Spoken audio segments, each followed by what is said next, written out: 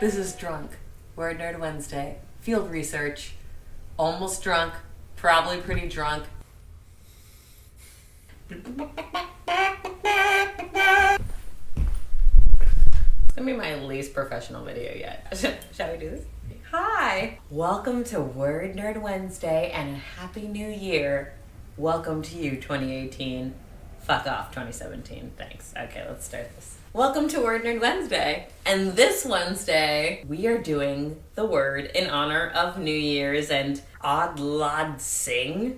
We're gonna do the word drunk because most of you are gonna be on that bandwagon as far as I know, or have known you. And I just feel like the more you know, the better. And for that reason, I am doing field research. This is cider because I'm gluten-free. All that being said, I've also, full disclosure, had one tequila shot. I had what the people call booch, which is like liquor booch. This is just full disclosure for you, so you know why I look this way, and if I'm slurring, why I'm slurring. Although I don't think I'm slurring it. I'm like out in the field, like the people who do drunk history are. I'm inspired by them. I'm trying to keep up with the Joneses or the Drunkses.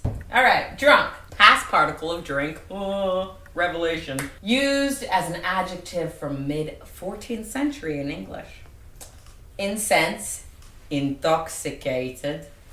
In various expressions such as drunk as a lord, circa 1891, drunk as a mouse, which I assume in the English we speak now means drunk as a moose.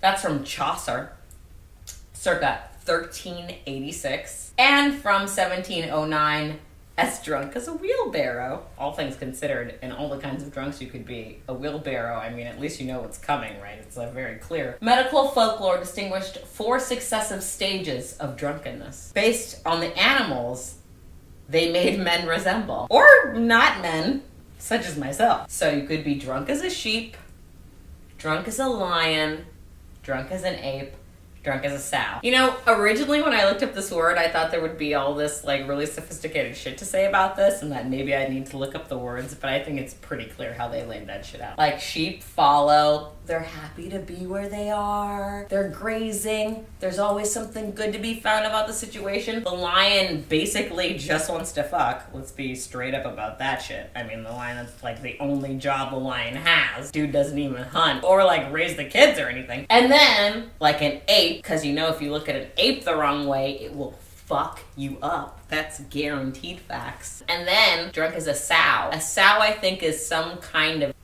Give me a second. We're just gonna look this up. I assume it's like a big titty cow. No, a sow is a pig. It's a pig. Which I assume means when you're in that comatose state where no one can rouse you and you wake up not knowing where you are. That's what I assume that means. I feel like I'm between the sheep and the lion place. So, all those words go into drunk, but we're not done. Drunk, of course, is the past particle of drink. Drink, Old English, drinken, which means to drink, also to swallow up, also to engulf. Past tense of drank, spelled D-R-A-N-C, and past particle of drunken or drunsen, which is D-R-U-N-C-E-N. From Proto-Germanic, drenken, D-R-E-K-A-N. Source also of Old Saxon, drinken. Old Frisian, drinke. Dutch, drinken. Old High German, trinken. German, trinken. Old Norse, dreka. Gothic, drankan. And all of these words of uncertain origin or connections, perhaps from a root meaning to draw. Something that should be no great shocker to anyone. That the origin of the word drink and drunk is unknown, obviously, because it was probably just some intoxicated person speaking fucking gibberish that nobody understood. And so they just sort of threw the word in. It was like almost like a phonetic misnomer idea where they were like, I think that motherfucker's saying drunk. Let's just say that he's been drinking. Because it does also say most Indo-European words for this traced to Proto-Indo-European, P-O-I, poi.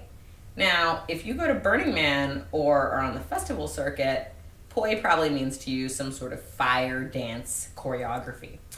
But if you are an ancient person, poi probably means Proto-Indo-European, one of the OG motherfucking languages. So, P-O-I, this Proto-Indo-European word, source of Greek, Pino, Latin, Biber, I don't even know how we made that goddamn jump, Irish, Ibim, which, imbibe, right, I'm saying, and then Old Church Slavonic, piti, and then Russian, pit. All these words lead to imbibe. Oh, we follow the rabbit hole. Okay, so we're going to go to imbibe. We're going to take a drink break because I'm tired of talking. Also going to check social media because apparently I'm a millennial and this is what we do. Great. Cool. Checked in. Accounted for. Scanned. Matrix. Great. Imbibe. Late 14th century from Old French, imbiber, to soak into, of course, because the French are always overdoing the description, but also making things a little bit more sultry. And imbiber, to soak into, directly from Latin, imbibere, which means absorb, drink, in, inhale, from assimilated form of in, meaning into, in, upon, in spelled I-N, as we know it today, from a Proto-Indo-European word spelled E-N, but basically is still the same as in as we know today, I-N. So in plus bibere, which means to drink, Latin, related to potare, to drink, which they don't give us a language, but I assume also Latin. From a Proto-Indo-European word, again, poi, to drink. Basically, imbibe comes from poi, meaning to drink. Not a revelation there, okay? So, you know, the older that you get into words, the more you realize that words were basically some really ill-begotten or mispronounced shit of what they thought the thing sounded like. Imbibe means to drink. To drink or be drunk means to be intoxicated. So then the natural transition from that is to see what intoxicated means, right? Intoxicate. In English, mid-15th century, meaning to poison. That says, they say it's obsolete. I don't know about it. But they say it's obsolete. From medieval Latin, intoxicatus, past particle of intoxicare, to poison, from in, we talked about this already, Proto-Indo-European word en, meaning in, like inside of or into, plus Latin toxicare, which means to poison in, or to be in poisoning, basically. From toxicum, poison, see toxic. We're seeing toxic now. We're seeing them. 1660s, from French toxic, Q-U-E. I can't pronounce it. I'm shit at French. I took Japanese in high school. I have no excuses other than the fact that those languages are like fucking worlds apart, okay? And then, directly from late Latin, toxicus, meaning poison. From Latin, toxicum, poison. From Greek, toxikon, pharmakon, meaning poison for use on arrows. From toxikon, neuter of toxikos, which meant pertaining to arrows or archery, and thus to a bow.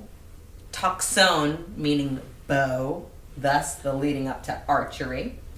Probably from a Scythian, I don't know how you say that word, that also was borrowed from Latin as taxus, yew, a type of wood that they used to make bows out of, and so synonymous with bow.